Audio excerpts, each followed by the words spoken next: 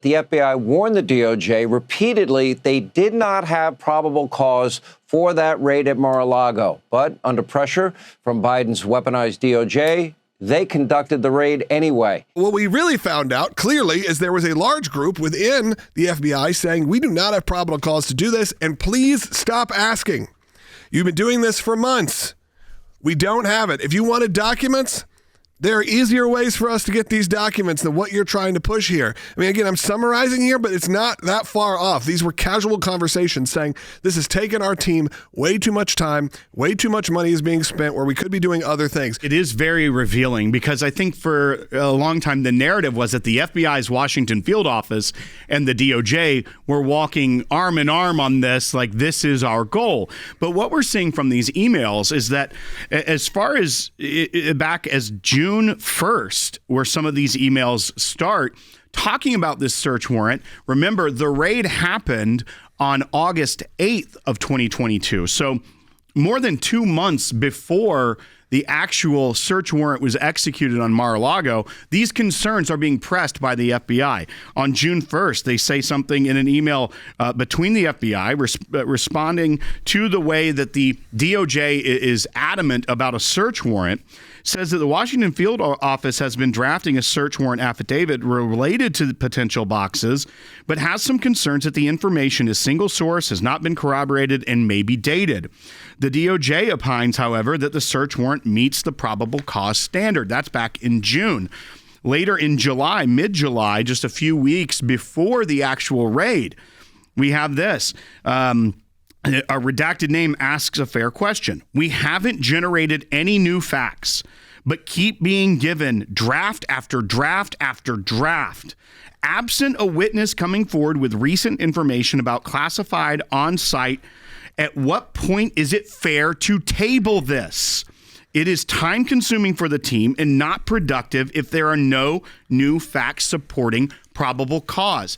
And then that memo that we read earlier in the broadcast that so everyone is tracking, the Washington field office does not believe and has articulated to the DOJ that we have established probable cause for the search warrant for classified records at Mar-a-Lago. The DOJ pushed back on that, but they weren't just saying we don't want to do this. They were offering alternatives. They have 3 alternative, less intrusive, and likely quicker options for resolution. The FBI was saying, look, we can still get this. Yeah, they even talked about meeting with the president's former attorneys, right. Saying, or the former president's attorneys, saying, they shouldn't be discounted in what they're saying here, that maybe some of these documents were declassified. And you can have that discussion.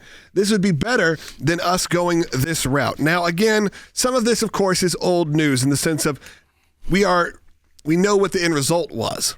We know what happened over the next 4 years. We know what has happened since then.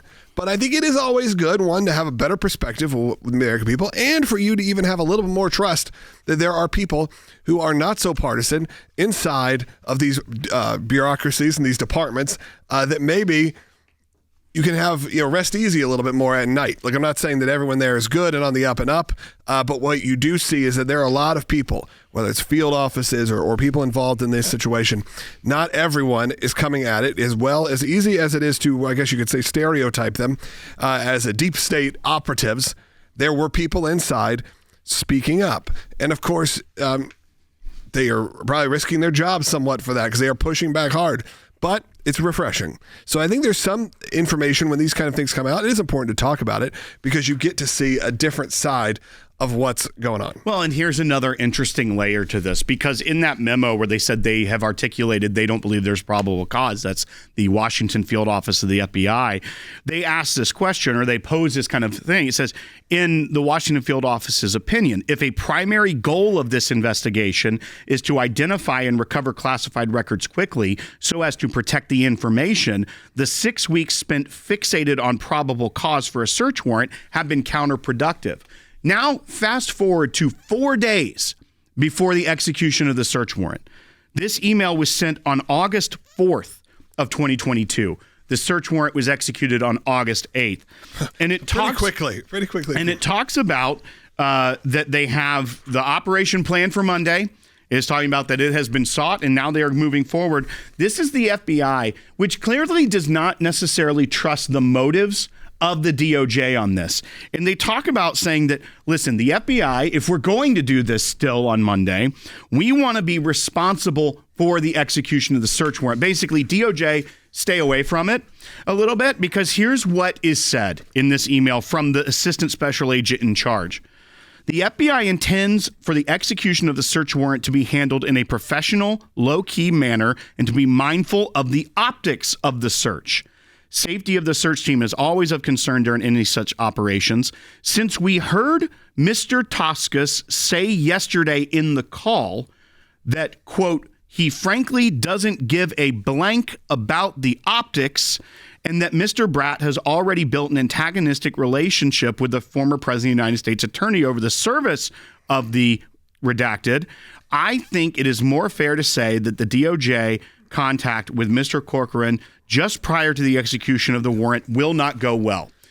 So they're calling out that the day before, so 5 days before the execution of the search warrant, the Deputy Assistant Attorney General in the National Security Division, George Toscas, says he frankly does not give a blank about the optics of a search warrant execution at the former President of the United States home.